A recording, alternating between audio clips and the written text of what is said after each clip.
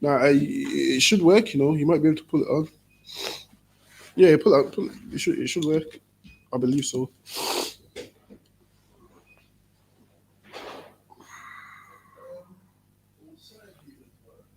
Uh, yeah, they should do. I'm not sure if I'm not sure if they're powerful though, but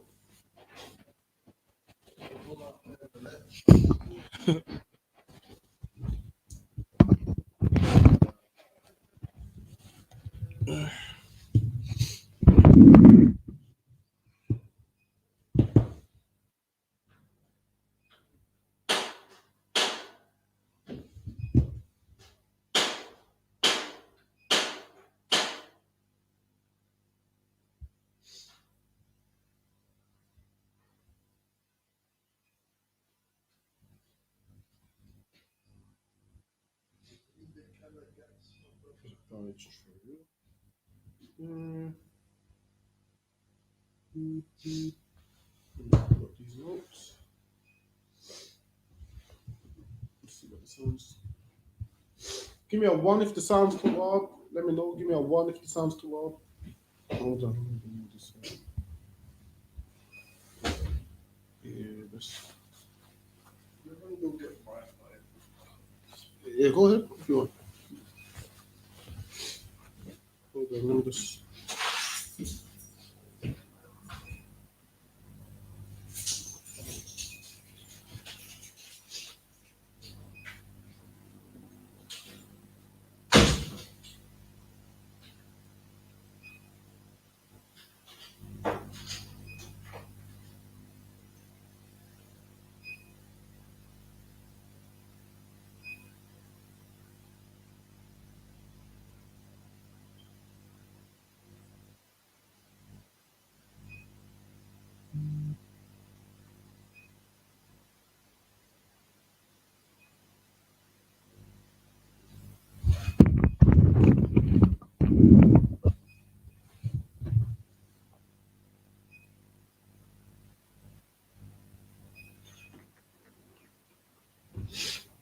1, 2, 3. 1, 2, 3.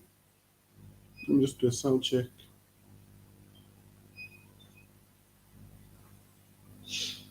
One, two, three. All right. 1, 2, 3. All right, then, Mr. All right, then.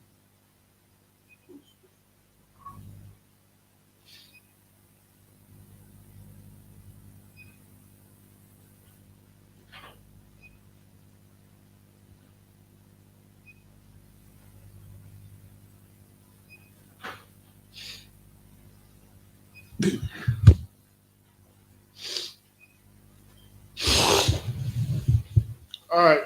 This is the I.S.U.P.K Wednesday low class. Also, remember, check out Commanding General YAHANNA's radio show, which is Monday, 2 a.m. Also, check out the classes in the States, Monday through Friday, midnight UK time. But our class is about to go back back, right? Our class is about to go back. So soon, obviously, for a bit, they'll start at 11 until their clocks go back. So check out those. Also, we have classes here in the UK, 7 p.m. till 9. We have the Monday, the history class, Tuesday, the brotherhood class, Wednesday, the law class, Thursday, description breakdown class, Friday, we have the radio show on the ends, and also there's a class stream from either Manchester or London. Saturday, we have the Sabbath service, and of course, we have camp. So check out those. And today, we're going to be talking about Black History Month, man. How Black History Month is a disrespect to Black people, man. They give us these things like they abuse us all these years, beat us down all these years, and then what do they give you? They give you a month of Black history, and the Black history that they give you, it's not real Black history. It's history that they've selected. It's history that they've selected. Okay, we're gonna give you this, but you're not allowed this. They select the history that you learn during Black History Month. Imagine this, man. In school, all your history teachers is who? Edomites. Every last one. And if they are Black, they're teaching you oppressors history. Your history, the only history they teach you about yourself is what? You're a slave. That's it. The only history you're taught is that what? You know, you was a slave, you was running around wild, you didn't know what gold was, You used to see gold and kick it across the street. That's what they teach us. This is the history that they teach us, man. If I could, give me Genesis chapter 3 and verse 1. Genesis chapter 3 and verse 1. So lucky hold on one second. Hold on one second. Let me just.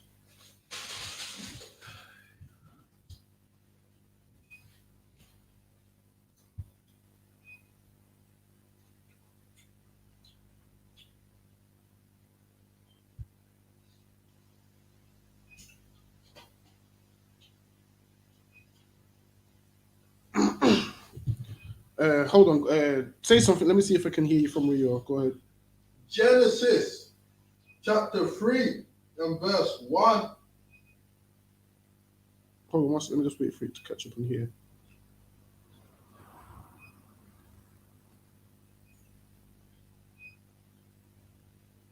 Just gonna lag on this one. Hold on. Say something. Yeah, that's the one. All right, then. Go ahead. Now the serpent was more subtle than any beast of the field. So it says now the serpent was what? More subtle than any beast of the field. And this man is subtle, man. This man is slick and sly. He beats you up all year and then gives you a 30-day break, man. That's Black History Month. What would he do? Play reggae for a little bit, man. Plays a little bit of reggae. And you think that little bit of reggae does what? Takes away from the beatings, takes away from the oppression, takes away from the abuse. And the history that it gives you ain't even your history, man. He gives you, he throws everything in there. All he gives you is, the only history it will give you is what? Oh, the first black man that got an MBE, the first black man that done this, the first black man that done that, the first black woman that done this. Listen, man, their job is to oppress you, so they're not going to give you what? They're not going to give you real black heroes. Right. You ain't going to get real black heroes from your oppressor, man. The thing is this, you have to be very careful. When this oppressor calls someone a hero, you have to look at two sides and think, okay, then, well, if they're a hero to someone, they're a villain to somebody else. That's what we need to look at. These black people that they give us as heroes is really villains to the black community, man. David Lammy and Chris Eubank is villains to the black community. But to white people, to our oppressors, they're heroes, man. Same like Bin Laden to the Taliban is what? A hero. To the Americans and the British, he's a villain, man. We need to be careful when our oppressor tells us who our heroes are, man. Chances are who he gives us as heroes ain't really heroes, man. Why? Because he's going to give you a man that carries out his agenda. He's going to give you a man that's a black man who behaves like a Caucasian man. That's what they're going to give you. This man's subtle. He ain't going to give you a real life black hero. He ain't going to give you a black man that fights for his race. He ain't going to give you a black man that stands up for himself. He ain't going to give you that, man. But who he's going to give you is who? Chris Eubank, David Lammy, Craig David. This is who he's going to give you, man. He's going to give you those kind of people. And then you're going to be running around saying, yeah, these black heroes, because yes, black people done this, because black people done that. And everything you say black people done ain't significant, man. Ain't significant to what real heroes do, man. The real heroes is the men in the I.S.U.P.K, man. That's who the real heroes are, who's fighting for their race. And guess what? To our oppressor, they will call us rebels, man. Because we go against what they want, man. We go against their whole regime. Read that from the top. Now the serpent was more subtle than any beast of the field. This man was more subtle than any beast of the field, which the Lord God had made. And he said unto the woman, yea, have God said, ye shall not. So now this man was more subtle. So what was his plan? To get this woman to do what? Sin against the Lord. To go against the husband. Basically, the Most High spoke with Adam, and Adam passed it down to his rib. She was meant to obey her husband. What did she do? Listen to another man. This man is more subtle, man. He always finds ways to get us to go against the Lord. Read that part one more time. From the top. Yeah, go ahead. Now the serpent was more subtle. And this man's so subtle that he gives you sellouts, man. He gives you sellouts and tries to get you to follow them sellouts. The black people he gives us is sellouts, man. And he says, look, follow him. Because he tries to get you to follow a sellout. Why? Because what would happen if you chose not to follow a sellout? Maybe one day you'd realize that you're a warrior and you're a man and you're supposed to stand up, man. You're supposed to stand up for your race and rise up for the Lord, man. That's what you're supposed to do. But as long as he gives you these cowards and these weak black men as role models and little Nas X and all this garbage on the TV, what's going to happen?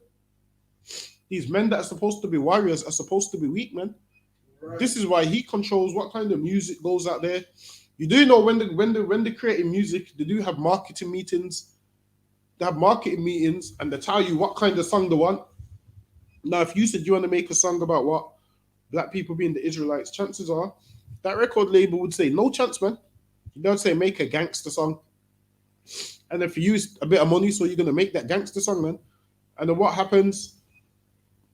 Children hear it and they think that's the way to live. To you, it's just, rapping, writing lyrics on a piece of paper. Whereas this man's being subtle, man. He's got you doing that. Why? Because it destroys everybody else. Now, you might get paid, but everybody else gets destroyed from that. Read on. Than any beast of the field. This man is more subtle than any beast of the field, meaning what? Any other nation. This Edomite is more slick than, man. Right. This man is slick. This man is conniving. This man is cunning. This man's always mapping out ways to destroy us, man. And listen, man, let me pull, hold on, let me share the screen. And this is how you know we lost. This is the nonsense that we think is something in for Black history. Look at this.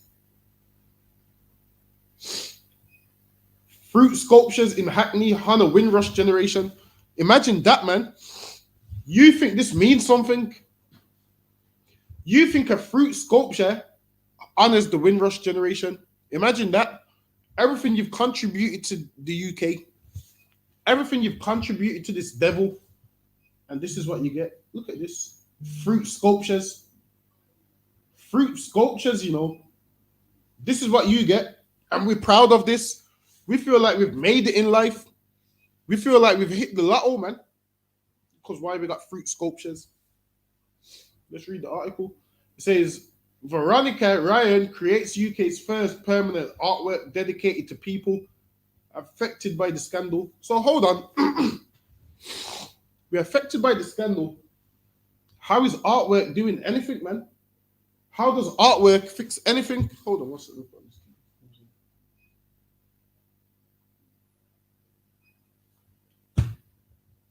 So we're affected. It says permanent artwork dedicated to people affected by the scandal. Now, my thing is, how does this artwork fix anything? Hold on, Lucky, can you see can you see that HDMI? Where is it? Is it this here?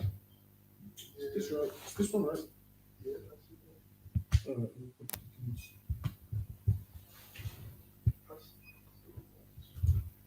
Usually come straight on.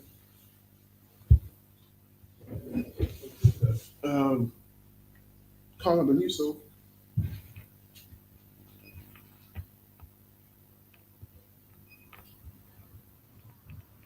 Is that one? That one should be plugged into. Turn it off and turn it back on. I believe it's HDMI. Try that one. No, I believe it should be HDMI one. Try one.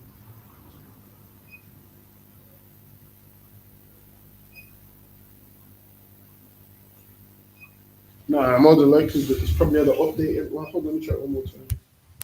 I'm trying to update it. It kind of does this. Say that one.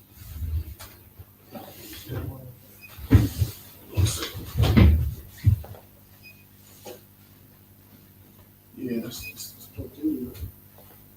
Nah, I forget it. I'll leave it.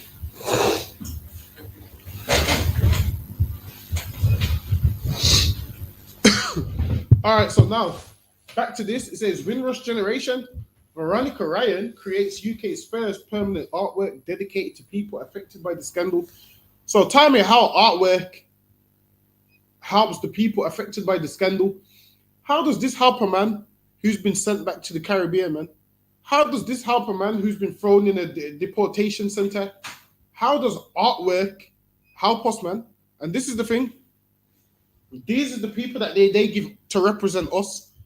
Imagine this sister's made it on the news and she's come on the news with this foolishness. You make it on the news with this foolishness. You're supposed to make it on the news and speak the truth, man. Let 20 seconds of fire come out of your mouth, man. Let people hear 20 seconds of this man is the oppressor and our people need to stop loving him, man. Even if you say that and they cut it, black people understand that it's true. But what do they do? This sister comes on there, permanent artwork dedicated to people affected by the scandal. Now let's see this artwork. Look, fruits, you know. So hold on, you mean to say all these years of service we gave to Great Britain, all be worth is some fruit in Hackney. In Hackney. And this is how they disrespect you. They pull it in a city that our oppressor don't even see it. They pull it in a place where white people don't see it. Listen, if they really cared about you, guess what they would do? They would put your memorial outside Buckingham Palace, man. Right. So every devil that goes there has to see and explain to their children what this is.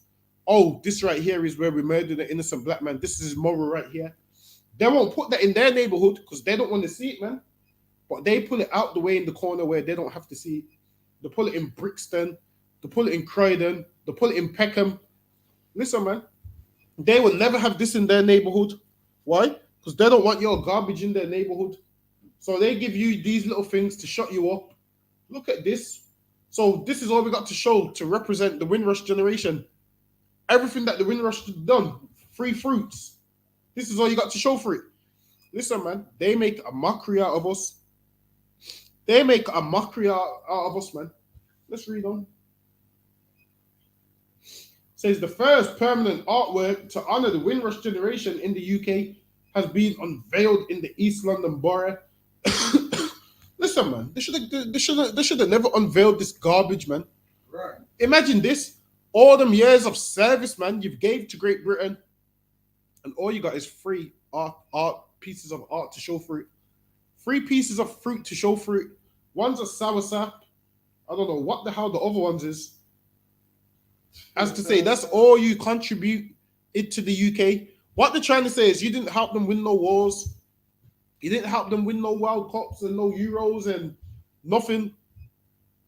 You didn't help them with nothing at all. But you did contribute good fruit.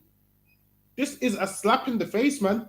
Right. Of all the things you've done, and this is what you have to show for it. Of all the black people who fought against the oppressors, man. Of all the black people who stood up to the Teddy Boys, of all the black people who did what? Stood up to the fascists and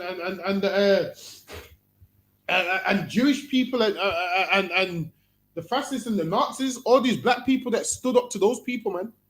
All you got to show is 3 pieces of fruit, man. Charles Wotton, who died, man, jumped in the water, they threw him in the water and threw a brick on his head and he drowned to death.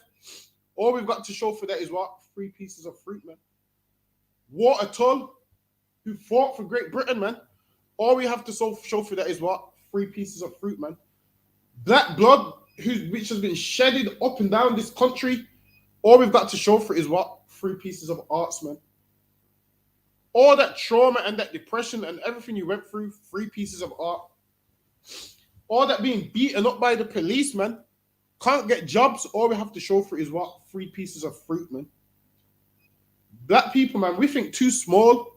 Let them keep their Black History Month, man. When they give us it, we should tell them, stuff your Black History Month. Right. Imagine someone actually waited to see this unveiled and was happy to take a picture with it. Let's go back to it. Now, obviously, this sister doesn't know any better. She thinks she's accomplished something. And, you know, you can't really blame her. She's, you know, grown up under the oppressor. And they've given her, like, what? Give her an inch and she believes, well, they've gave us something. They've allowed me to contribute 3 pieces of art. But listen, man, she should have used that platform to stand on top of this sour sap, man, and say that the oppressor's the devil, man. That's right. What she should have done is put those 3 pieces of fruit on top of each other and stood on it with a microphone on the news and said that oppressor is the devil the Bible speaks of, man. Right. She should have said the amount of black blood that has been that have flooded these streets, the amount of innocent black babies killed, the amount of innocent black men killed on these streets, man. She should have raised up her voice and said the oppressor is the devil. But That's instead, they give you heroes that, unveil fruit. right. They give you heroes that unveil fruit, man. Now let's read on. It says the first permanent artwork to honor the Windrush generation in the UK has been unveiled in the East London Borough of Hackney as councils across the country kick off the first day of Black History Month. So listen, man, Black History Month. This is the garbage that they give you, little things like this. Hold on 1 second. So Black History Month. These are the things they give you, man.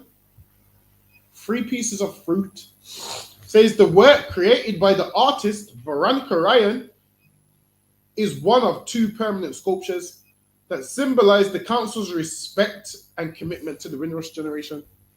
Listen, man. The council do not respect black people, man. Right. This is why black people live in moldy houses. This is why black people get the houses which is falling apart from the council. To give you a flat which is embedded with mold, man. Mold all over. The roof's leaking. The heating don't work. And she thinks the council respects us, man. Right. Listen, they're giving you 2 minutes of fame, and then after this, you have to shut your mouth. After this, you have to shut your mouth for another year. And then what happens? Our children get taught another 30 days of garbage history, of history that ain't true, man. Like, listen, man. Like we said, if your oppressor picks your heroes for you, chances are they're not really our heroes, man. Every race picks their own heroes. Like, for example, the East Indians, they have a man called what? Udham Singh, who did what? Put a revolver inside a book, walked into one of them parliament meetings, and shot, I believe it was Reginald Dyer. And Reginald Dyer is the one who did what? Ordered the British army to open fire on the East Indians. It was called the Amritsar massacre, where they murdered thousands of them. The East Indians came to protest, and they opened fire. Apparently, they opened fire until they ran out of rounds. Right. And then this Udham Singh at the time was a baby, and he grew up, and he said, when I'm older, I'm going to get revenge. Actually, hold on, I'll pull that article afterwards. Hold on. Let me just read this one. Salakia, when I finish this one, remind me to come back to that one so we can pull up that one. How the East Indians have their heroes. Who's an East Indian? With us, our heroes is decided by our oppressor. How does that make sense? Our heroes is decided by the very man that hates our guts. Hold on, give me 1 second.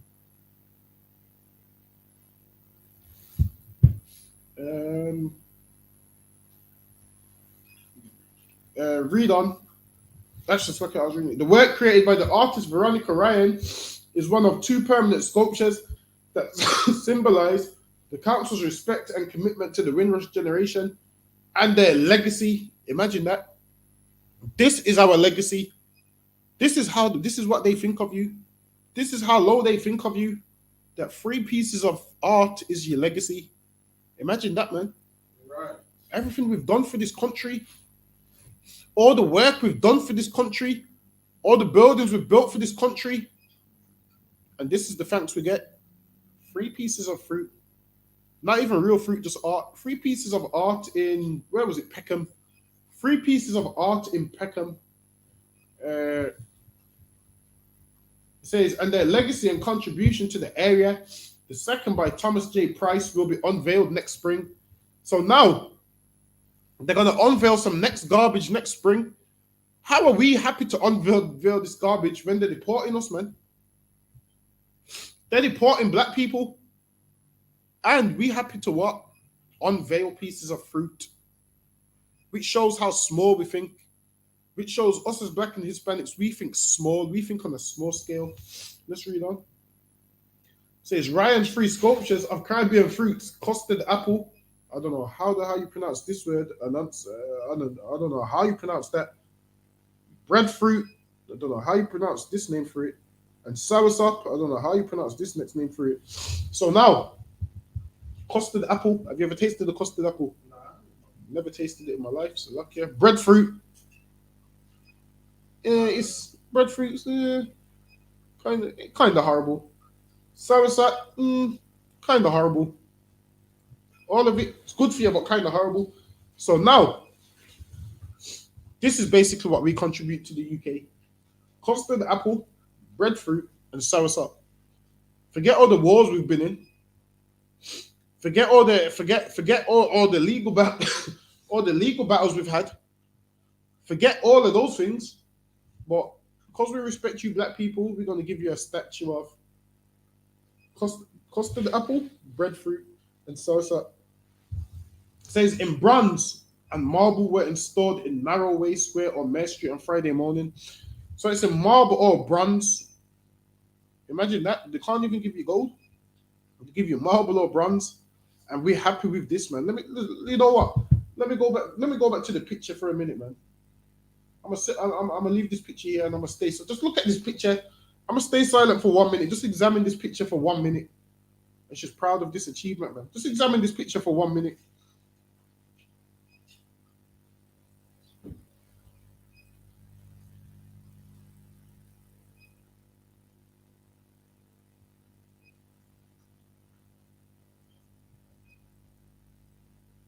Just look at that.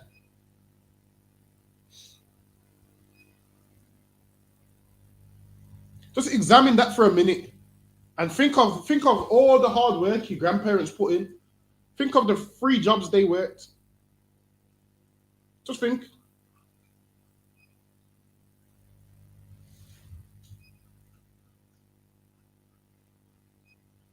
The 3 jobs your grandma worked just for them to show this.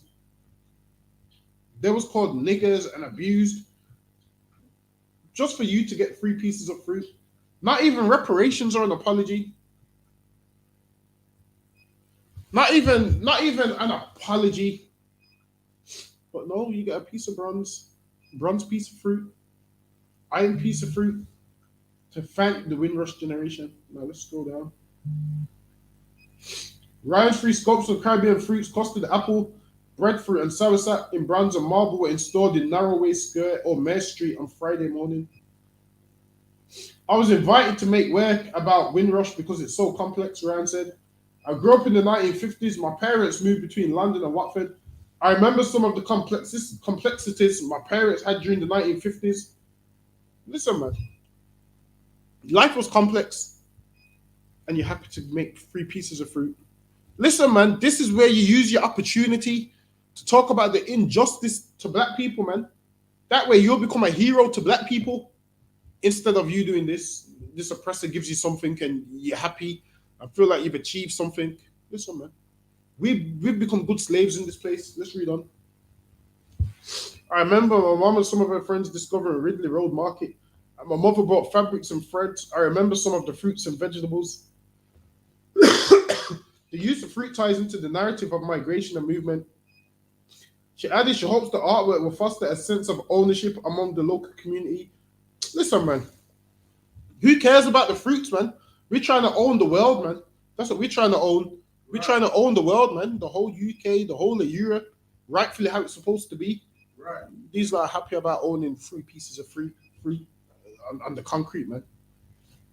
Provide a vital public space to celebrate their cultural heritage. I'm hoping that the community will recognize themselves through my choices, through breadfruit, soursop, a custard apple. And basically, she's belittling black people and she don't even know it, man.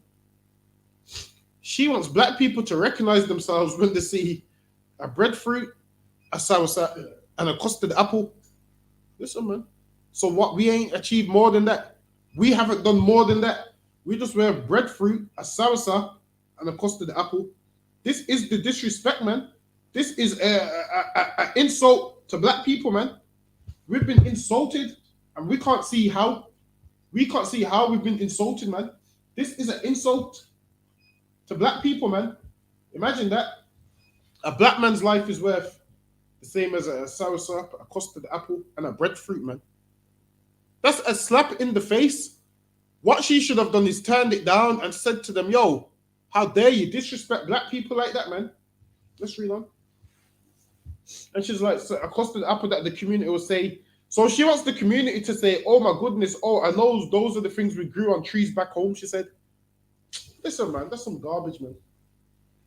We grew soursop on trees back home, man. Listen, Once upon a time, our oppressor was hanging us from trees, man. We need to be out there reminding everybody about that. Right. Saying once upon a time, they hung us on trees. That's Stay away from them. That's what we should be saying. Not talking about, oh yeah, we grew mangoes and stuff on trees. Who cares about the mangoes, man? right. The mangoes is going to grow, and this devil's still going to be killing us, man.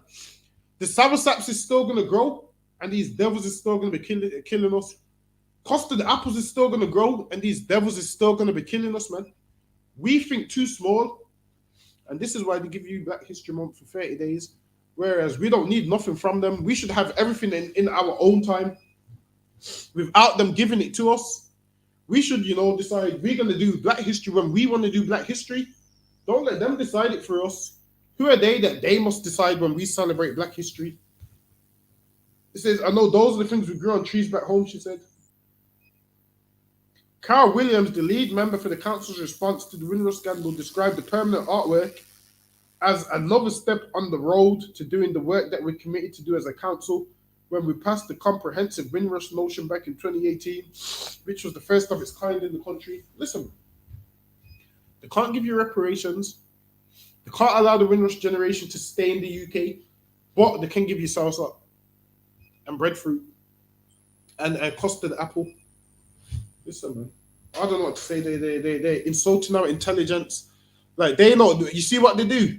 We're like a dog to them. You just give a dog a bone and the dog's happy with the bone. That's what they do to us, man. We're like a dog to them and they just throw us a bone every so often. And because we ain't had a bone in so long, we're happy for that bone. And we think that bone does what? Undoes all the trauma they've put us through. Undoes all the abuse they've put us through. That's what we think it does. When it shouldn't work that way, man. We should say to them, keep your bone, man. I deserve more than this. I'm worth more than this. My people are better than this. My people are worth more than a soursop. That's what Black people are supposed to say. But what do? Get happy over these little things. Get happy about our MBE. Get happy about our oppressor inviting us into their parties and so forth. We get happy about the littlest things ever. Give me 1 second.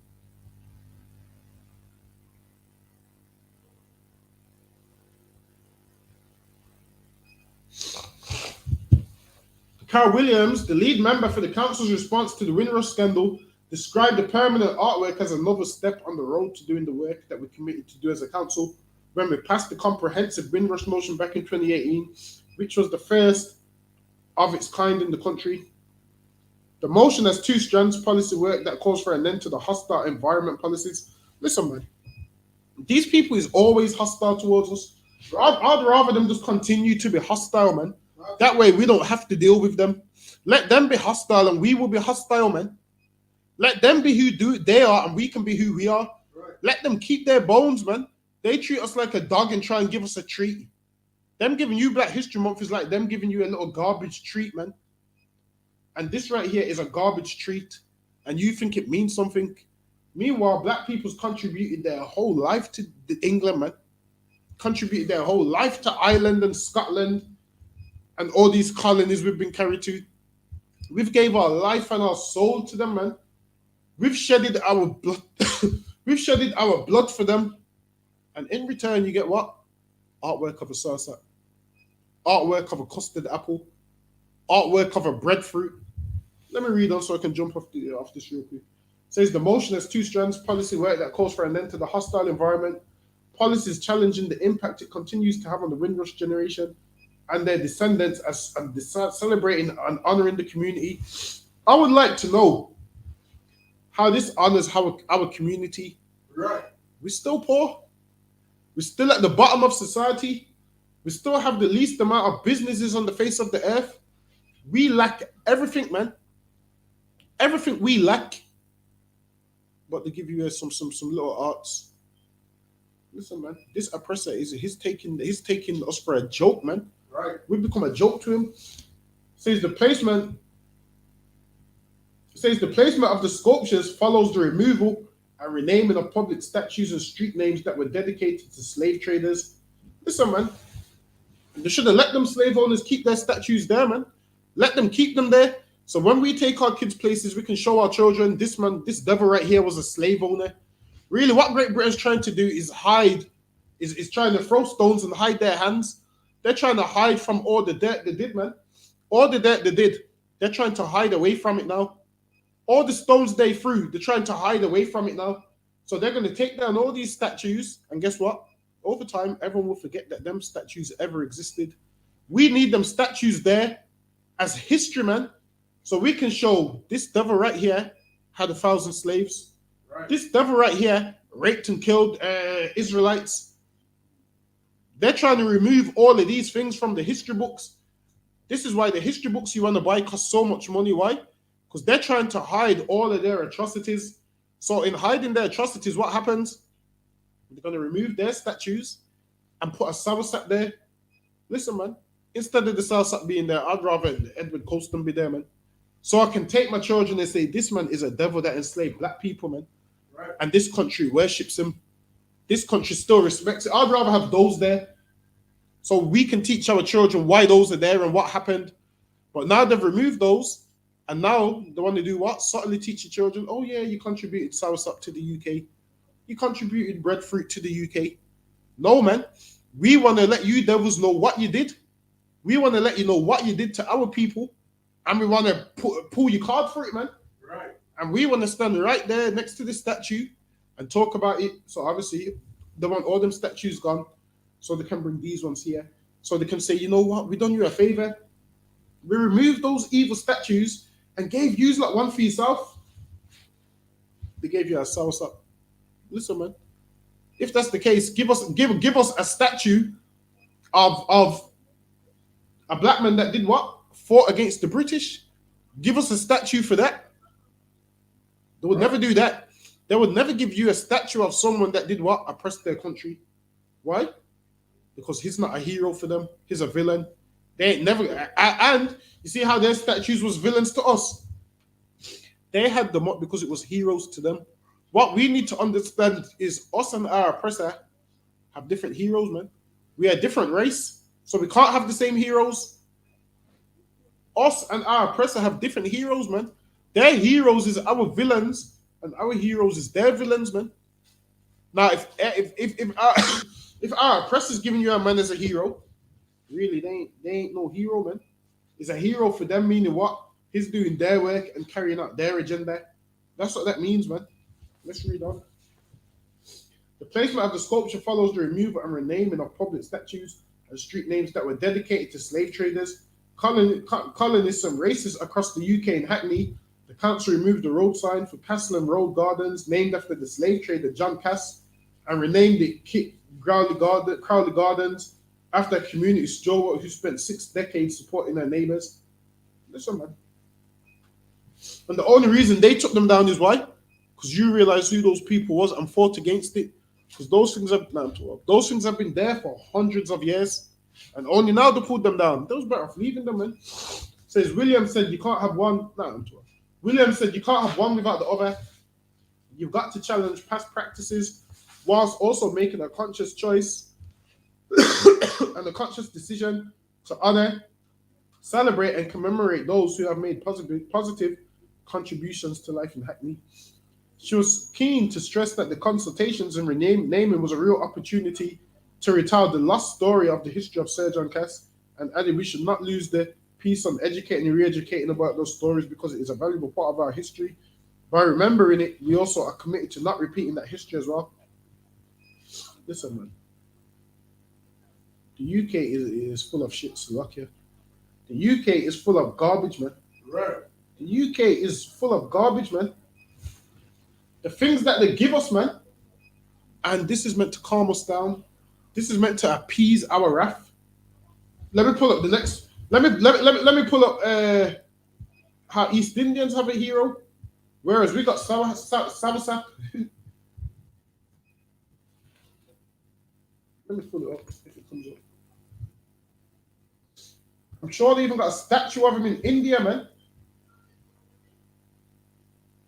Let me see.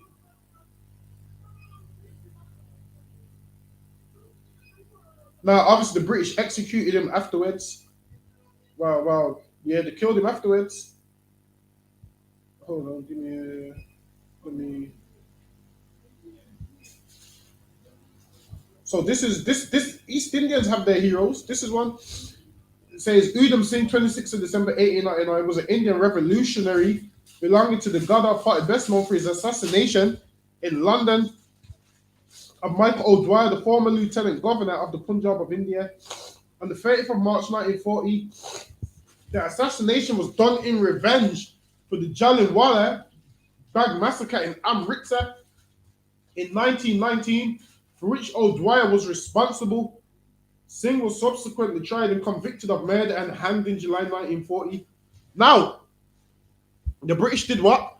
Went and massacred them, went and massacred the Indians. This man rose up, killed one British man, and they hanged him. Whereas all the British that murdered them Indians, none of them got hanged. Which lets you know this oppressor runs the world, man. Right. And this man stood up for his people and died for it. Let's read on this and if it's the same thing.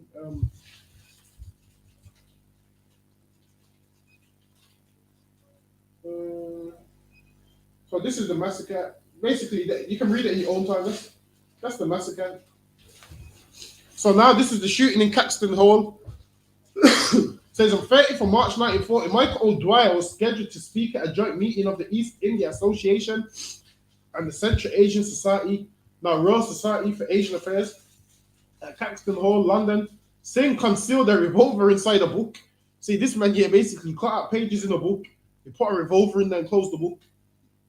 I got the book somewhere at home. So it says here, it says he concealed a revolver inside the book, which has pages cut in the shape of a revolver. This revolver was purchased by him from a soldier in a pub. Then entered the hall and found an open seat as the meeting concluded.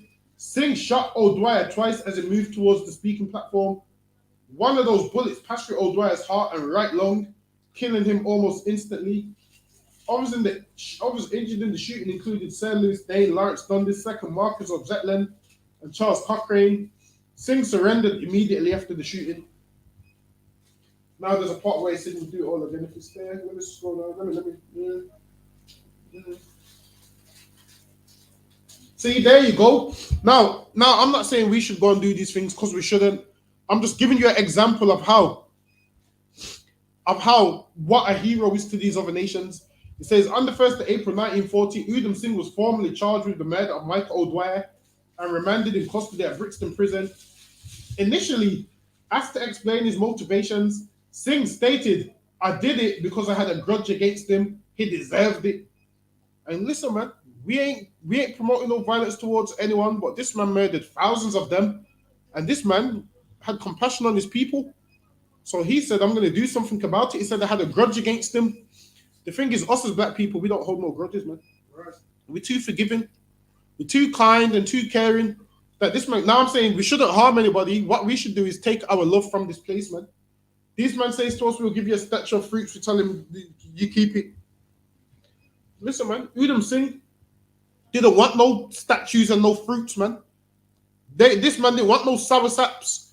This man didn't want no breadfruits and no custard apples. This man wanted revenge, man, for his people. So let's read it. It says, Singh stated, "I did it because I had a grudge against him. He deserved it. I don't belong to society or anything else. I don't care. I don't mind dying. What is the use of waiting until you get old? Is Zetland dead? He ought to be. I put two into him. I bought the revolver from a soldier in a public house. My parents died when I was 3 or 4. Only one dead. I thought I could get more." Listen, man. This man right here, for Indian people, he is a hero, man. Why? Because O'Dwyer was a villain towards them. He done a massacre, murdered thousands of them. And this man is a hero to his people. Why? Because he got revenge for what they done to his people. So now what did the British do? Because O'Dwyer is a villain to who? Udham Singh. Udham Singh killed O'Dwyer. And because O'Dwyer is what? A hero to the British people. They killed Udham Singh. The thing is this. We have heroes that ain't black men. We have heroes that ain't our race. We have heroes that ain't our nationality. It doesn't make no sense. Your hero would have to come from your race, man. Your hero would have to do something which benefits your race. And black people who are called heroes for black people have done nothing to benefit our race, have done nothing to further make us go anywhere in life. They haven't done nothing to make us progress. It says, he ought to be, I put 2 into him. I bought the revolver from a soldier in a public house. My parents died when I was 3 or 4, only 1 dead. I thought I could get more.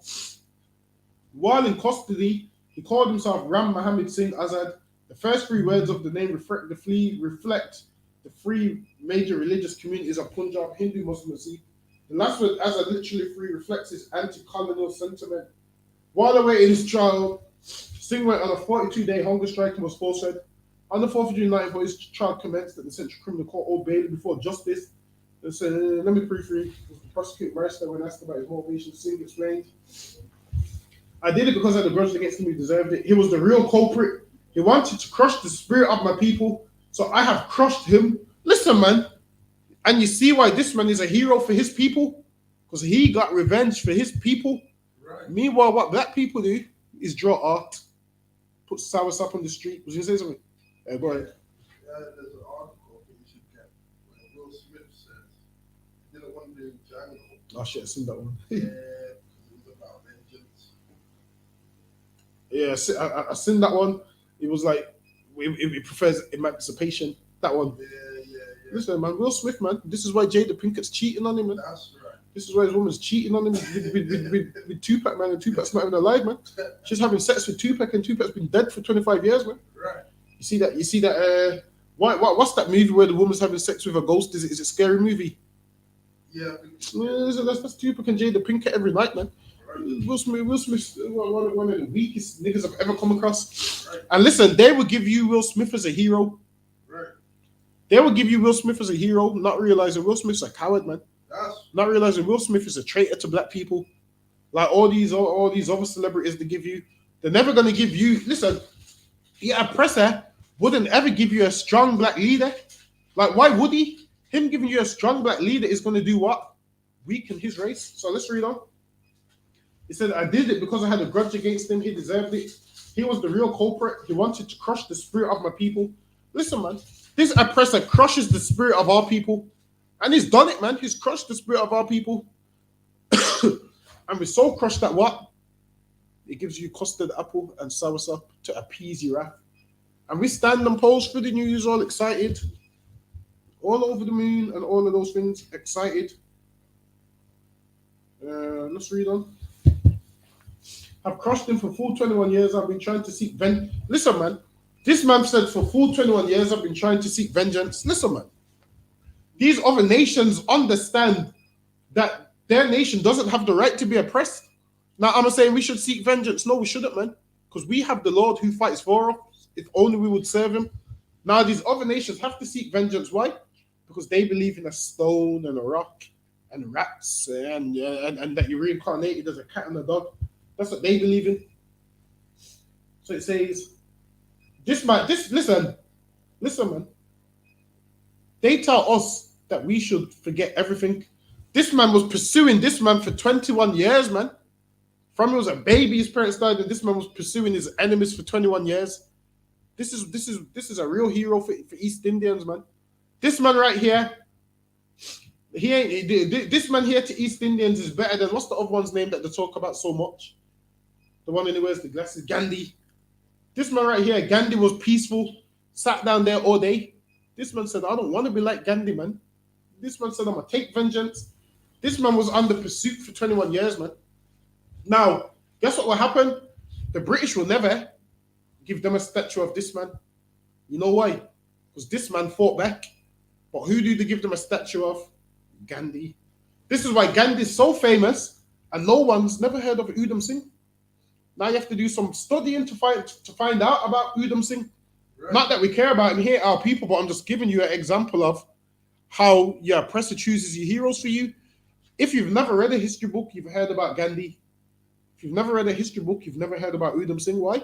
Because they hide these things, man. They don't want you to know these things. So they give you Martin Luther King and Gandhi. So you be peaceful and sit down and get beaten up for the whole day. So you sit down and get punched in the face by your oppressor for the whole day. That's what they would rather have. They would rather have you be beat up and abused, man.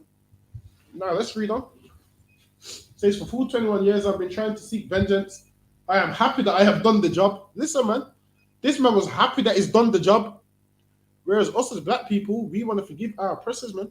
Right. Even though they're still killing us. How do you forgive a man that keeps doing the same thing? How do you forgive a man that keeps killing and keeps killing and keeps killing? Listen, man. Only we do all this forgiveness stuff. Nobody else does. Now, I'm not saying harm them, no. I'm saying take your love away from them. Don't give them your love, man. Stop being so welcoming. Stop being so accepting. Stop being so forgiving. Saying, I've been trying to seek vengeance. I am happy that I've done the job. I am not scared of death. I am dying for my... Listen, this man is a hero for his people, man. Right. This man said, I am not scared of death. I am dying for my country. Listen, man. This man cared about his people. And this is why they don't want you to know nothing about him. This man said, I ain't scared of dying, man. Listen, man. If only black people had half the heart this East Indian had, man, maybe our situation would be better. We wouldn't accept stupid little fruits. Right. This man said, I am not scared of death. I am dying for my country. Meaning this man said, you know what? I've found something worth dying for. This is a man that loved his people, man. Listen, man, if our so-called heroes only loved us half this much, maybe we wouldn't be in the situation that we're in, man. Right. Maybe we wouldn't be in that situation that we're in. Get me that precept with Moses. Give me that precept with Moses. Rather than suffer sin for a season, he'd rather suffer with the people of God. I believe it's in the New Testament somewhere. I can't remember whereabouts it is. There's noise in there somewhere.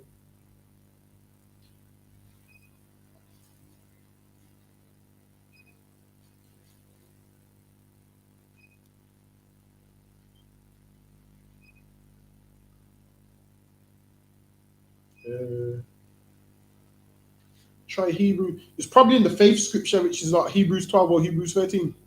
Yeah, it's probably somewhere there. Try.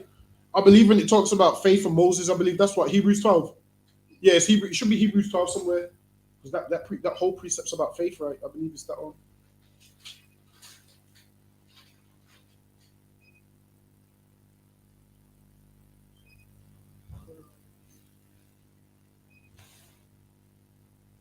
Hold on, let me see if I can find it.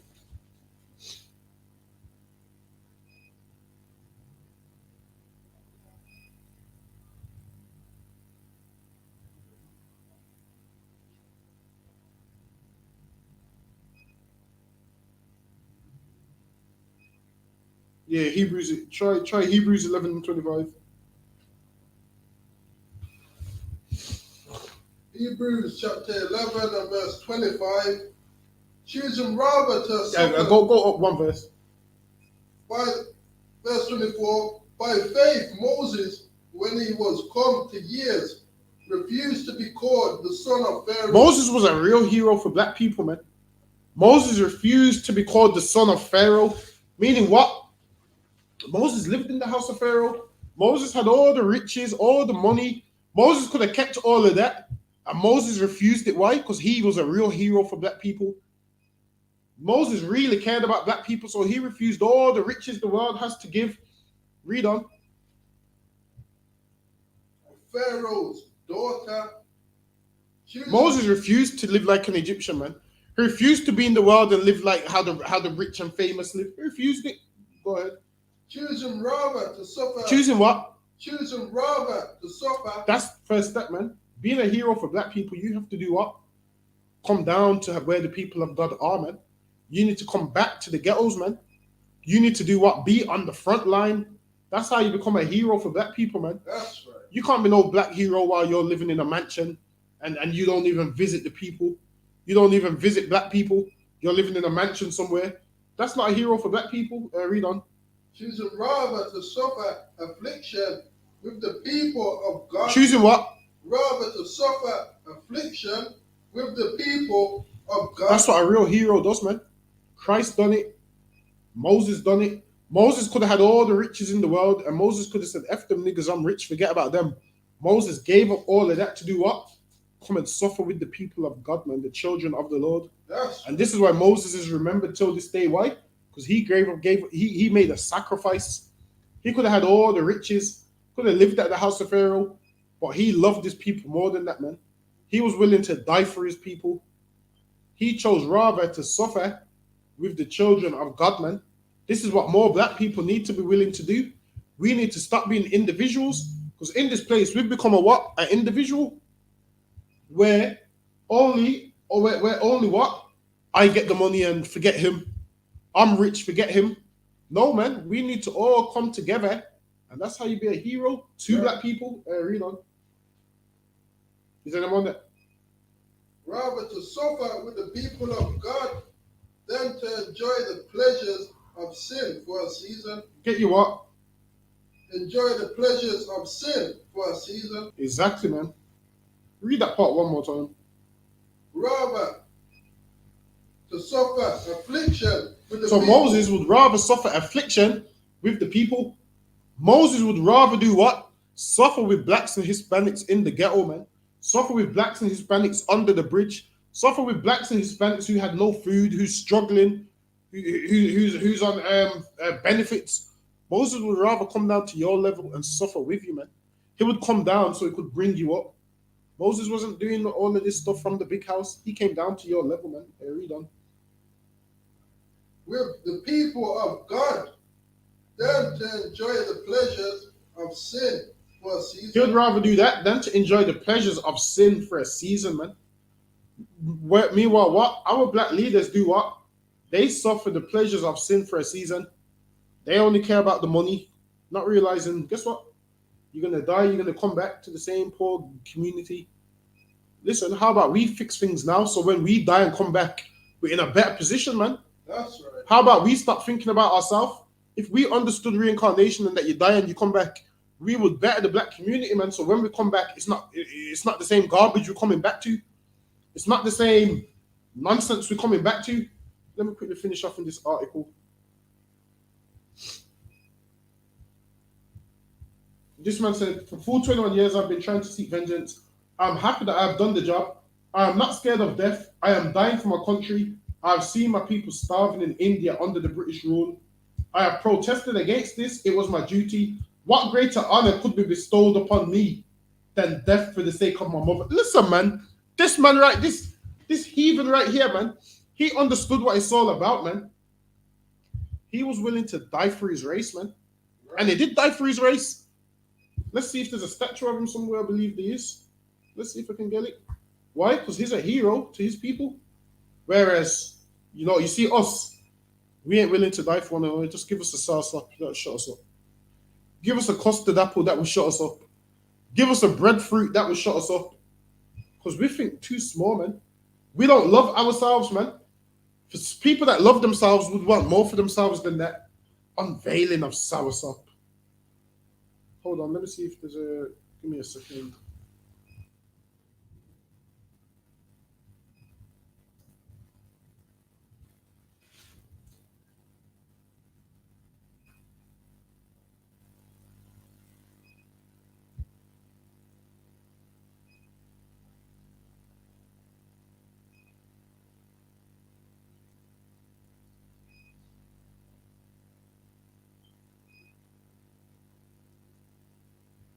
All right, hold on.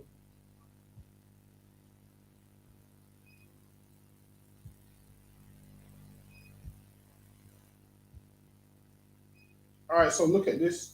This is the statue. Oh, I can't even zoom in. So this right here is a. Hold on, let me see. Yeah. So this is a statue they got. So now this man died for his race, and he's got a statue. There it is. Because why? He's a hero for what? For East Indians. So he has a statue, and for them, he deserves it. Whereas he would never have a statue in England. Why? Because he killed a British man. But for everybody that was political over there, that who understood the massacre, they understood that this man is a hero, so they honor him. Whereas with us, just give us a salsa, give us a custard apple, and we're happy. Whereas this man here, man, said he said, yo, he's honored to die for his nation. He said, I've seen my people starving. Listen, man, we're supposed to love our people like that, but unfortunately we don't. But this man's got a statue. Let me drop that. Hold on. What was you holding?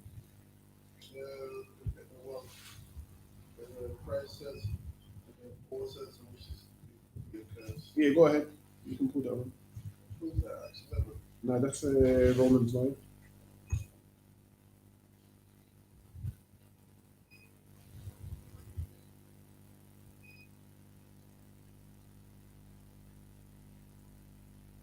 Hold on.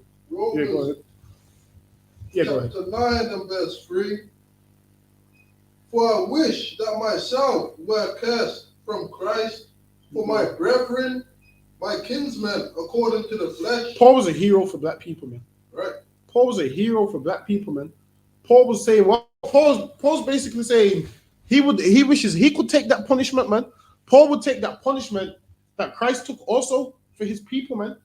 Stephen took a punishment for black people. He got stoned to death, man. And guess what? We didn't appreciate it.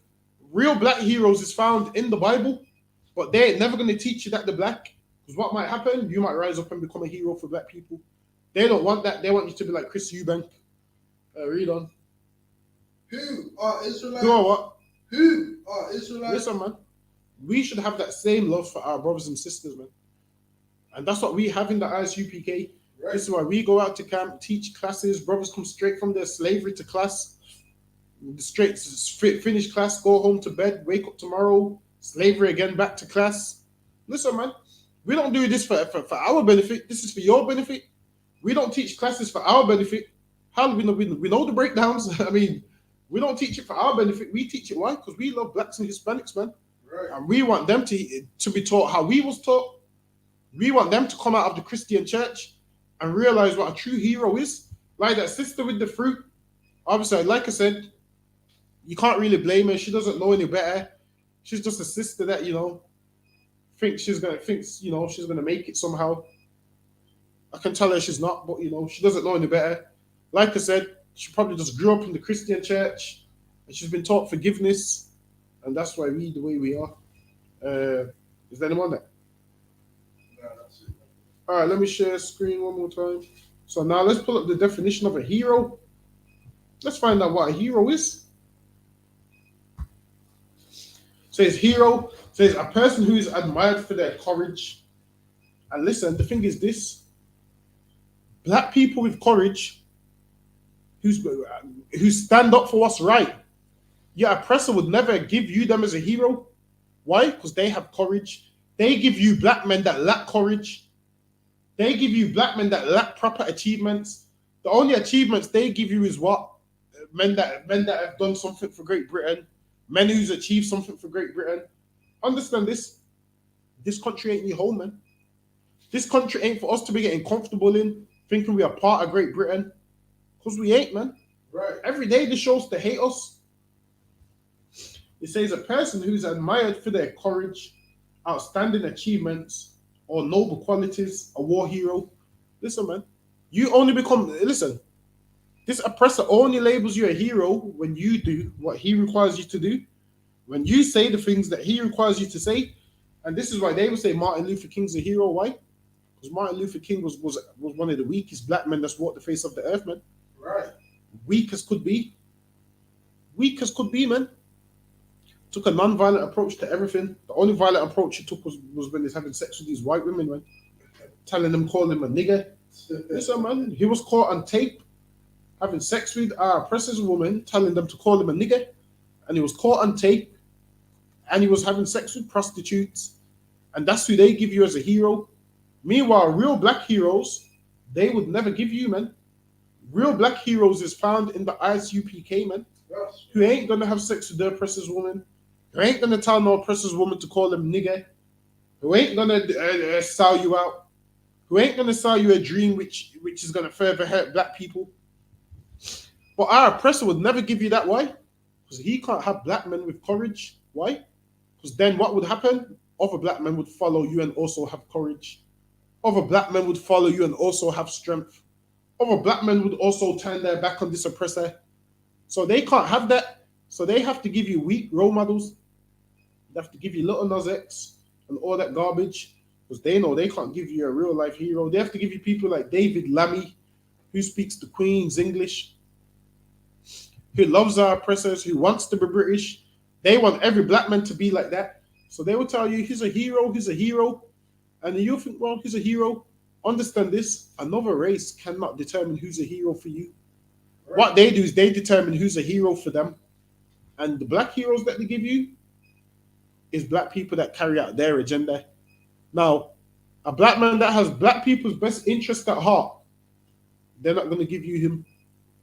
A black man that has black people's best interest at heart, they're not going to give you him as a hero. They're going to tell you what? He's a rebel. That's what they're going to tell you, man. They're going to tell you he's a rebel. Give me Ecclesiasticus chapter 12 and verse 10. Like, this devil's so slick. You know what it does? Like, it gives you black war heroes during Black History Month that fought for Great Britain. So you see, during Black History Month, he'll give you them. He'll tell you, yeah, because, you know, black men helped fight in the war. He'll give you that on Black History Month to make you feel good. But when it comes to Memorial Day, he don't mention them black soldiers, man. Right. He don't mention them amongst his. Why? Because he believes these black soldiers ain't worthy to walk side by side with the white soldiers. So he don't even give you them. Give me Ecclesiasticus 12 and 10. Ecclesiasticus chapter 12 and verse 10. Never trust thine enemy. Never what? Never trust thine enemy. The Bible says never trust thine enemy. So him giving you a hero ain't really a hero for black people, man. Right. It says never trust thine enemy. This man is our enemy, man. Though he might give you soursop, though he might give you custard apple, though he might give you breadfruit, this man is an enemy to black people. This man is a devil and an oppressor and just horrible to black and Hispanic people. This man is a vile beast, man, that harms us, that kills us, and doesn't apologize for killing us. Didn't apologize for killing Cherry Gross. Didn't apologize for killing Mark Duggan. Right. Didn't apologize for killing a black man the other day. Probably, then again, he died in like 2018, but 2018 or 2019, they just done the inquest the other day. They didn't apologize for none of those things. But you can have soursop. Right. You can have soursop. Read that one more time. Read up a bit. Yeah, go ahead. A friend cannot be known in prosperity, and an enemy cannot be hidden in adversity. Go ahead. In the prosperity of a man, enemies will be grieved, but in his adversity, even a friend will not depart. Never trust thine enemy. Listen, man. No matter what, never trust thine enemy, man. Right. No matter what, this man might come nice, might come like he's a friend. You think he's your friend because he's giving you all these stuff. Listen, man, this man ain't your friend, man. He ain't your friend. This man will kill you and you know, give you salsa. And then you think he's your friend. Like we said in the title, man, of the class, this man will give you a black eye, then give you an ice pack, man. Right. Listen, man. How about if he didn't give you the black eye, you wouldn't need the ice pack? Did you think about that? The reason you need the ice pack is because he gave you a black eye. Now, if you didn't allow him to give you a black eye, then there would be no need for an ice pack. This man ruins something and it gives you something that half fixes the problem. How about my eyes would have been fine if you didn't give me a black eye? Right. Now you're giving me an ice pack. And then we'd be like, he's so kind. Well, you know, he gave me a black eye and now he's gave me an ice pack. Listen, man, this man will kill you and give you salsa, man. That's right. This man will deport you and give you salsa. That's how much this man hates black people, man. Hold on, let me pull up.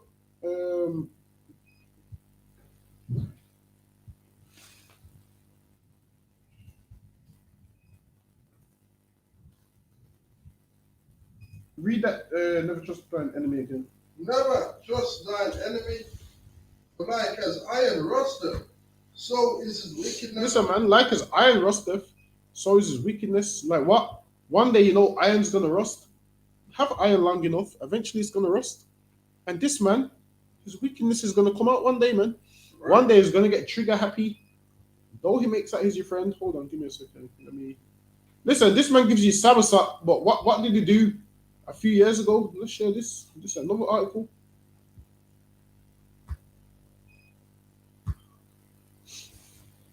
Can everyone see this? It says UK to build 25 million Jamaican prison. So this man was doing what? Building a prison in Jamaica.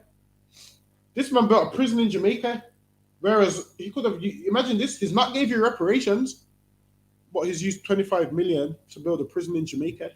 So what's this prison in Jamaica for? Is it a holiday resort? Is it a beach where you get jerk chicken and all breadfruit and all of them things? Let's see what this 25 million is for. So it's UK to build 25 million Jamaican prison. The UK is to spend 25 million on building a prison in Jamaica so that foreign criminals in the UK can be sent home to serve sentences in the Caribbean. This man, listen, man, the audacity of this devil, man, doesn't want to give you reparations, but is willing to give 25 million to build a prison in Jamaica so you can be deported and sent to do your prison sentence in Jamaica. And what are they going to do? Employ white men in Jamaica to work in them prisons, man. Employ East Indians in Jamaica to work in them prisons. Them prison guards is going to be who? The Irish.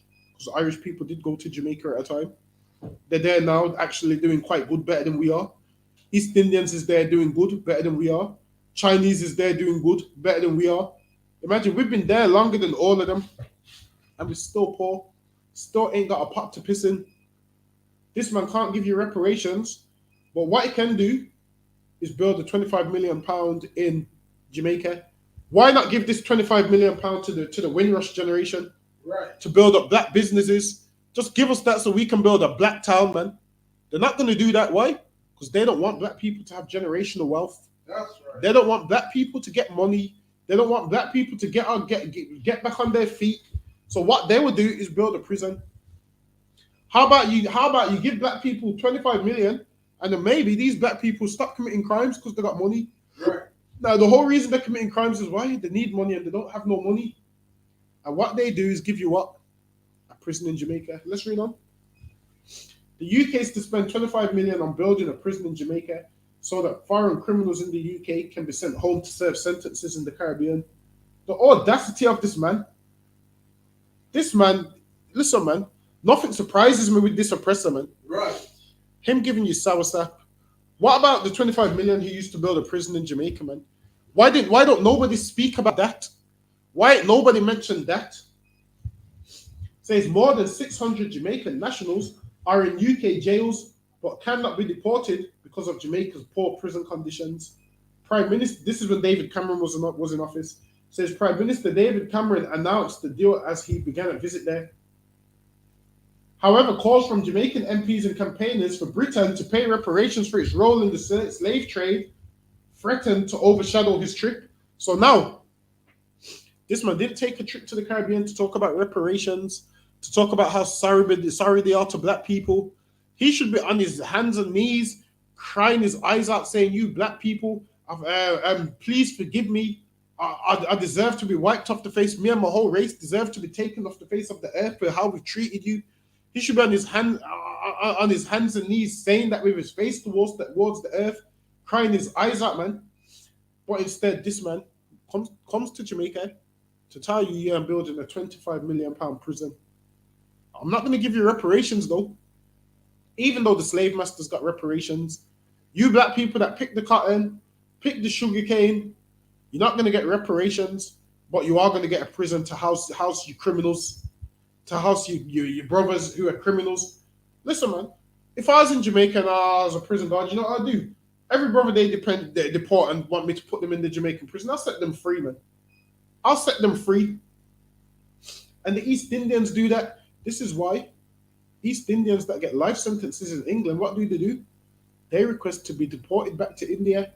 They go to India, they pay some money, and then they get let out of prison, man. That's what they do. They pay some money and they get let out of prison. This is why, if you've ever wondered why East Indians and Pakistanis would rather be deported when they're in prison, because they know they're going to go back there, they're going to pay the prison guard some money, and they're going to be a free man. That's what they do, man. How do I know? Because I've read a ton of books and a ton of articles, and it happened on the news recently. A man that killed his wife went back to India, and he was out of prison. and his wife's family that was in England contacted the UK government and said, "Oh, over here he was meant to get 30 years. He went back there, they let him out within 2-3 months." And that's facts. Let's read on. It says, says, however, calls from Jamaican MPs and campaigners for Britain to pay reparations for its role in the slave trade threatened to overshadow his trip. Jamaican Prime Minister Portia Simpson Miller said she had raised the issue in talks, but Mr. Cameron told reporters that financial reparations were not the right approach. Listen, man, the audacity of this devil. You can have a prison, but you can't have reparations. Listen, man, let them keep their Black History Month. Because Black History Month, the best you're going to get is a soursop. Right. And a custard apple. That's the best you're going to get, man. You thinking you're getting reparations from these devils? No chance. You have to settle for the soursop and the custard apple. Right. The announcement of UK funding for a Jamaican prison aims to break a deadlock in negotiations over a prison transfer deal between the two countries. Look at this, man. Look at this. David Cameron was greeted by an honor guard. David Cameron was greeted by an honor guard and national anthems at the airport in Kingston. Listen, man. These brothers is treating this devil like he's royalty when he's not, man. Listen, if I was there, I wouldn't greet him. He would get greeted with you're a devil, man. Because he'll get greeted with a devil anthem, man. He ain't getting greeted with no anthem that he likes. Right. After this man coming there to build a prison to oppress you brothers, they're supposed to say, yo, we're not going to have you do that. But obviously, Jamaica was under British rule. And this is why in the Caribbean, they speak English. Why? Because the British colonized it for all these years. And then they gave them their so-called Independence Day, some August 1834. I believe it's probably 21st or 80, something in August 1834 or whatever. Some year around that. They gave them their so-called independence. Independent from what? The thing is this. Britain has, our oppressors have never had to be independent, man. They don't have an Independence Day. Why? Because everyone is trying to get free from them. They're the ones wreaking havoc on the earth. Every race is trying to get free from them. Most countries have a what? Independence Day. Why? And then when you look at who they're getting independent from, it's some oppressor, man. Everybody's trying to get independent from the same race, which shows that they're the problem on the earth. Right. These are the things that we should talk about during Black History Month. Listen, man, our oppressor should be locked up for Black History Month, man. Give him 30 days in jail for Black History Month. I'd rather take that than the salsa. I'll take that instead of the cost of the apple. Put him in jail for 30 days, man. See how this earth becomes a better place for 30 days. See how this earth feels like heaven for 30 days, man. This earth would be like heaven for 30 days if every last one of them was locked up for 30 days, man. People would realize, you know what? This one is the problem with the earth. Everyone would realize that. Let's read on. Officials say the foreign aid funded deal could save UK taxpayers $10 million a year when transfer begins in 2020. Listen, man. These UK taxpayers is out of order. The thing is this, man. We slave for them. And they're trying to save money. But they got 25 million to spend on a prison and can't give Black people reparations. Even if they gave something, then Black people are like, well, you know, they gave us something. Even though that's not enough. The reparations we want is when Jesus Christ returns and rewards them double. That's what we want. YAHANNA to return and reward them double. We don't really want their money because the money does what? Doesn't bring back Mark Duggan. Doesn't bring back your grandfather that got thrown off the slave ship. Doesn't bring back your aunties who was raped by the oppressor and murdered. It doesn't bring them back. Money doesn't bring them back. But seeing what they done to us, done to them, makes them know what we went through. I mean, them giving you money doesn't mean nothing. They just print money in a factory. Money's just printed in a factory. And what do they care? The money that they would give you is out of the taxpayer's pocket anyway. It doesn't affect them. But when Jesus Christ returns, he's going to give them something that affects them, man. Right. Something that affects them and their family daily, man. They don't care about the money because they just print it in a factory. But how about YAHANNA repaying them double, man? Let's read on. The average annual overall cost of a prison place in England and Wales for 2030 was about 36,000, BBC political correspondent Carl Walker, who's travelling with Mr. Cameron, says the PM has said he wants to improve a neglected relationship between the UK and Jamaica. Listen, man. You can't rape, rob, and murder someone and expect the relationship to be good. How does that happen? You rape, rob, and murder someone and oppress them and deport them and lie to them, promise them citizenship in the UK and then send them back on charter flights. Of course, the relationship is going to be damaged. Why? Because you're a liar. And maybe if we listened to the Bible when it said never trust thine enemy, we would have been prepared for this. But we've been trusting our enemy for too long, and then we get the short end of the stick. Let's read on. But she said perhaps some eyebrows will be raised that the British foreign and budget is being spent to build a prison in Jamaica. That's a piss take, man. They want to build this prison in Jamaica, but can't even give you a penny. Basically, what they're saying is, black people in the UK ain't even worthy to be in their prisons. That's what they're saying, man. They're saying we don't even want you in prison in our country. Because you know, at one time they looked at England as the mother country. And they said England was too pure of an air for slaves to breathe. That's what they said. That's documented in history books. That they said England's air was too pure for black people to breathe. So they didn't want black people in England. And that's what they kicked up a fuss when you tried to come to England. I said, there's too much niggas over here. Let's send some back.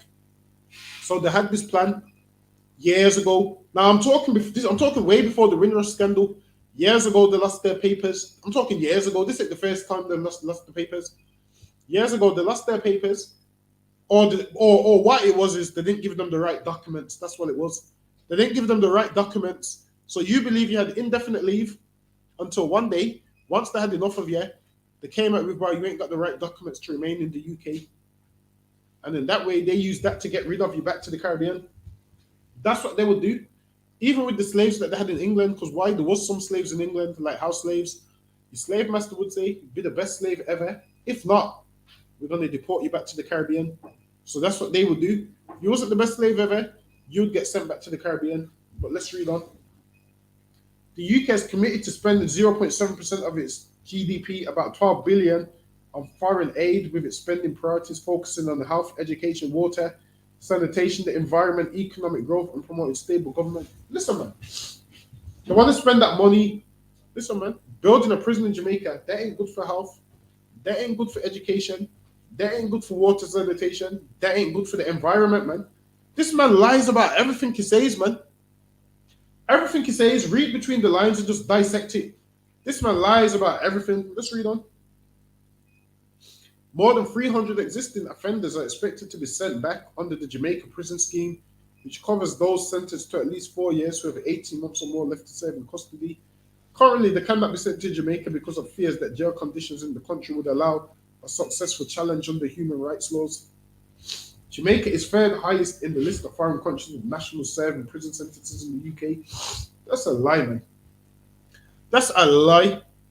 They make it like we in prison that much. That is a lie, man. What it is, you know what it is? We get an unfair trial. That's what it is. Really, when black men are innocent, you don't get a fair shot from the judge. The judge don't give you a fair trial like everybody else gets a fair trial. With your trial is they see your color before they see your trial. Before they see the evidence, they see your color, and they base their decision off of your color. It's like, is there any more water in there? A bit off water. They base your what's it called on your color. So you could be innocent, but they see black before they see the evidence.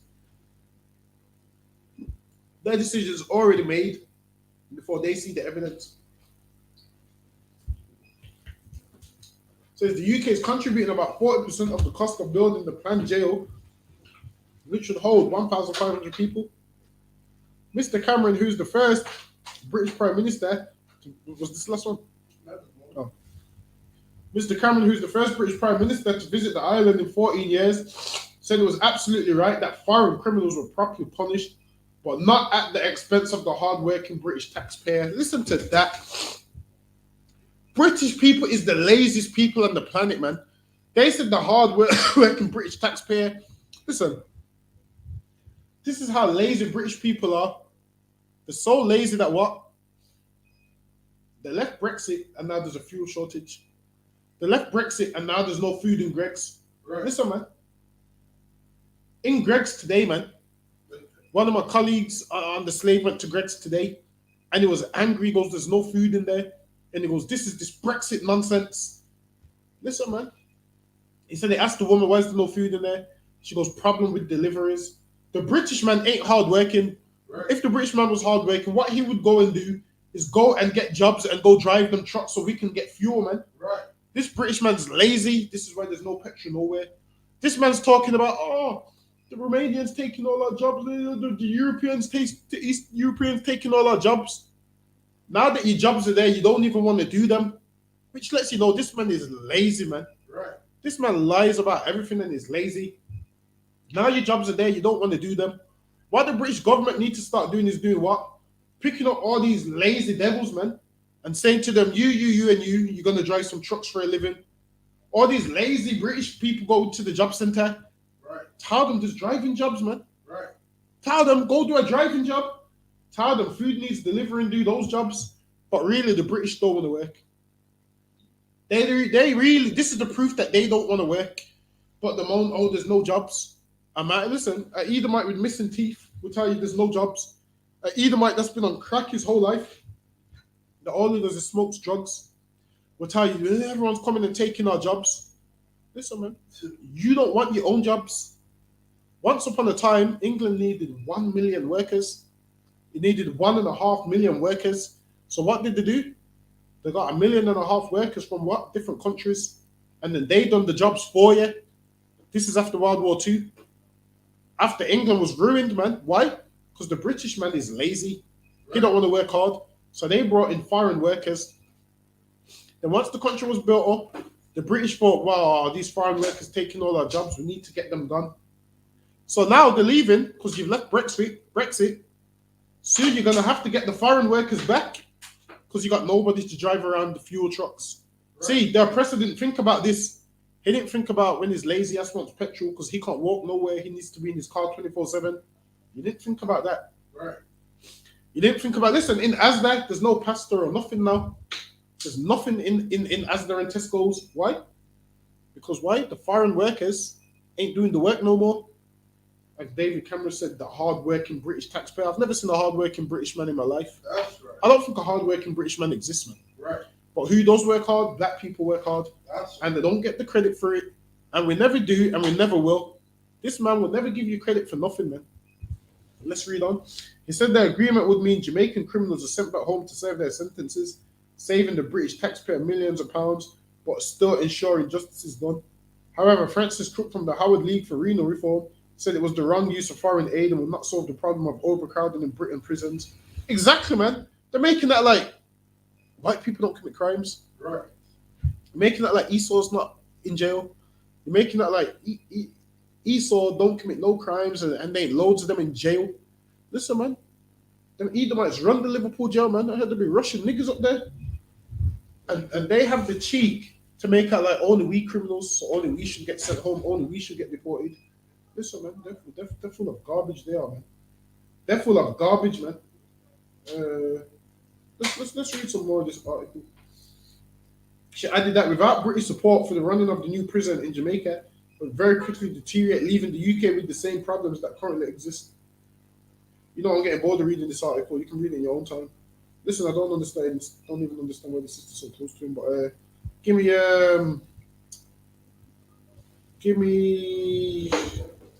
me First Maccabees chapter 2 and verse 1. Everybody just insults us, insults our intelligence. Go ahead. First Maccabees chapter 2 and verse 1. I'm up here. One moment.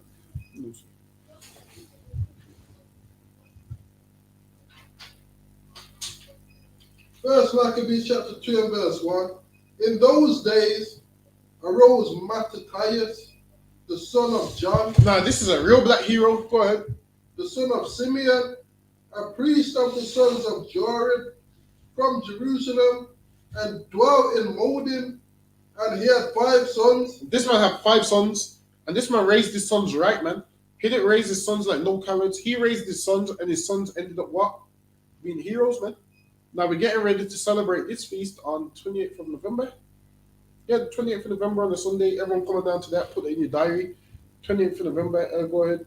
Jordan called Cadiz, Simon called Vasi, Judas, who was called Maccabeus, Eleazar called Avram, and Jonathan, whose surname was Apphus. And when he saw the blasphemies that were committed in Judah and Jerusalem, And this man saw the blasphemies that was committed in Judah and Jerusalem. Like we do today, we see the blasphemies which is committed in this place. We see black men becoming homosexuals. We see black men loving the oppressor. We see our people doing stuff that they shouldn't be doing. Go ahead.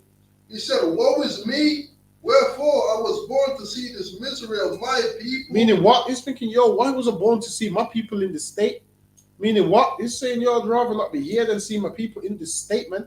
Woe is me. And listen, man, that would destroy you, man. Once you have a love for your people, seeing them in a certain state will destroy you, man. Right. It will hurt you, man. Seeing your people at the bottom. Every day you go outside, seeing your people on crack. Seeing your people can't get jobs. Seeing your people killed on the news. Seeing your people oppressed. That will hurt you, man. Go ahead. And of the holy city, and to dwell there, when it was delivered into the hand of the enemy, and the sanctuary into the hand of strangers. And our sanctuary into the hand of strangers, meaning our holy things was delivered into the hand of strangers. Meaning they did what? They ransacked our temple. They took everything we had, man. They took the altar, everything we used, they took it. Took all the ornaments, took the menorah. There's a picture of them Greeks running off with the menorah. It's on the wall somewhere. Go ahead. Her temple is become as a man without glory. Her what? Her temple is become as a man without glory. Her temple has become as a man without glory. The temple is what? The place where the priests would go and do. The priests would go do the sacrifices and everything. These was the men that was in there, and then now they're not in that place, man. Meaning what? The building. What's the point? If the man who's supposed to be in there ain't in there, what's the point of having the building? It's become like a man without glory. Go ahead. Her glorious vessels are carried away. Her glorious vessels are carried away. They took away our glorious vessels, man. Meaning what? The cups of gold and everything. Because you know Solomon had all gold cups and all of them things. They took all of those things away, man. You can read that in I can't remember, it's in Kings somewhere, where it lets you know that Solomon had cups of gold and all of those things. Fine gold. Go ahead. Into captivity. Her infants are slain in the street. Her what? Her infants are slain in the street. And this is what we seen today, man. Our infants slain in the streets. Our infants is slain in the streets, and we're happy to unveil soursop and custard apple. Meanwhile, black people are dying in the streets. We're happy with these silly little arts and crafts to give us. Go ahead. Her young men with the sword of the enemy. Her what? Her young men with the sword of the enemy. And our young men who's supposed to be warriors, they're dying by the sword of the enemy, man. They're dying by police brutality and all them things. Go ahead. What nation have not had a part in her kingdom? Which nation ain't had a part in our kingdom? You do know we've been into captivity on the almost every nation. Probably the only ones who ain't probably enslaved us is who? Japhet. Probably Japhet. Everybody else has damn near enough enslaved us, man. All of them have had a part in our kingdom. Everything we have, they want part in it. And they've had part in it. Every nation's had part in it, man. They've all conquered us. They've all had us slaves to them. Go ahead. And gotten her spoils. And what? And gotten her spoils. And if they ain't physically enslaved us, they take our good things, man. You see, our good things, they have part in it. Like when it comes to rap music, they have part in it. When it comes to our skill set, they have part in it. Everything that we have, which is supposed to be exclusive to us, every nation has part in it, man. Because they don't let us have nothing to ourselves. Go ahead. All the ornaments are taken away. Or what? All the ornaments are taken away. All our ornaments are taken away. Go ahead. Of a free woman, she has become a bond slave. Our free woman has become a bond slave.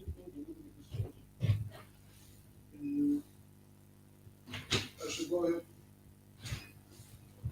And behold, our sanctuary, even our beauty and our glory, is laid waste, and the Gentiles have profaned it. Go ahead. Listen, these Gentiles profane everything, man. They're a disgusting race that profane everything they have. To what end, therefore, shall we live any longer? Meaning what? Is this the way we're supposed to be living? Is this our life? What's the point of us living if we're going to be living like this? Like, I don't understand how black people see it's fine to just live under another race.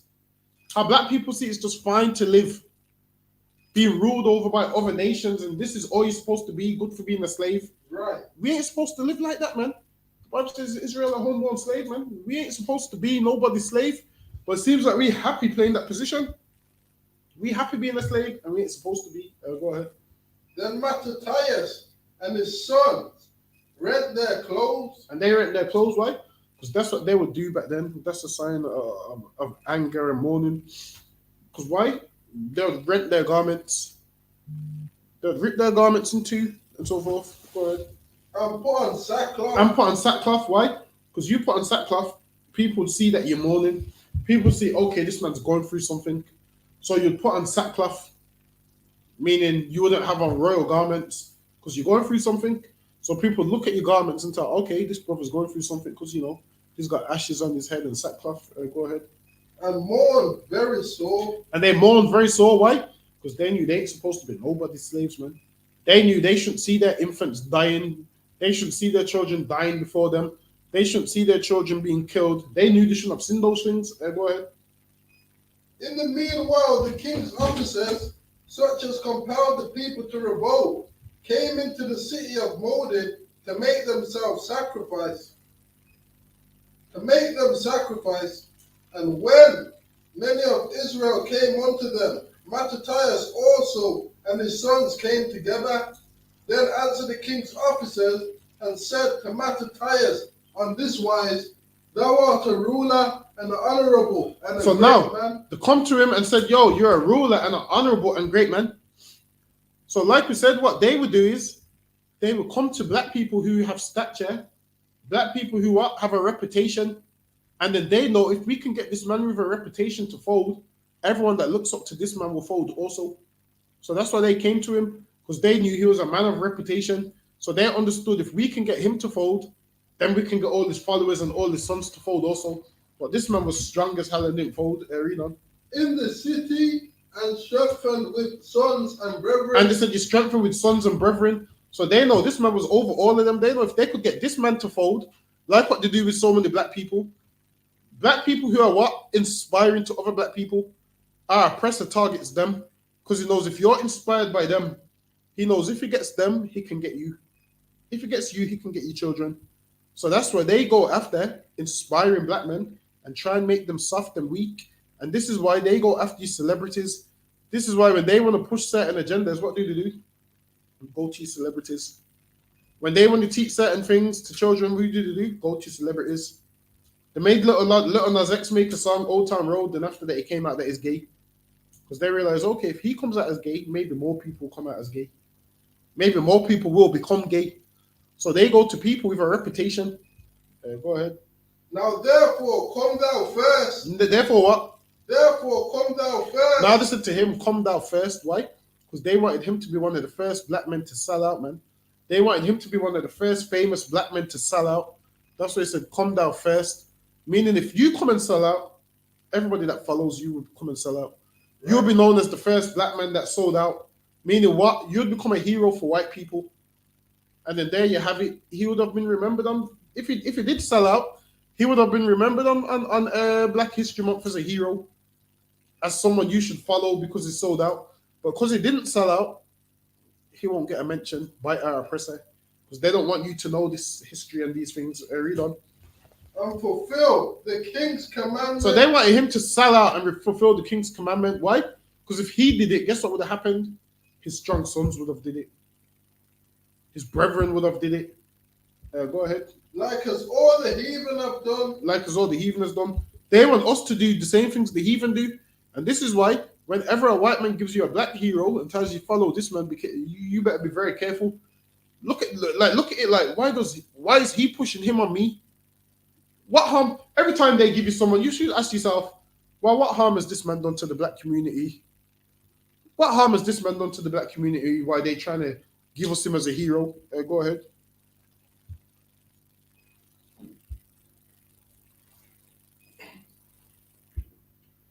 And fulfill the king's commandment, like as all the heathen have done, yea, and the men of Judah also, and such as remain at Jerusalem, so shalt thou and thy house be in the number. And listen, man, they wanted him to sell out and said, yo, you'll be one of the king's friends, meaning they would have gave him benefits. They always do this to black people, offer them benefits for selling out. And the black people want the money. So what happens?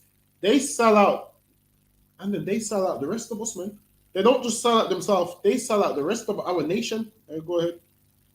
Of the king's friends, and thou and thy children shall be honored with silver and gold. And listen, they said, you come and sell out, and we'll give you silver and gold.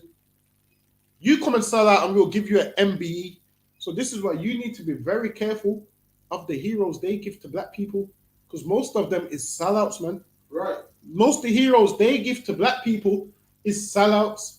They will get them to sell out, and they pay them with silver and gold. And because our people love money more than they love their own people, they sell out, man. Because they love money more than they love their own flesh and blood, they will sell out and sell the rest of us out. Whereas men in the I.S.U.P.K ain't gonna fold, ain't gonna sell out, man. Is there anyone that heard that about it? And many rewards. And many rewards. All right, with that clap on, that brings us to the end of the class.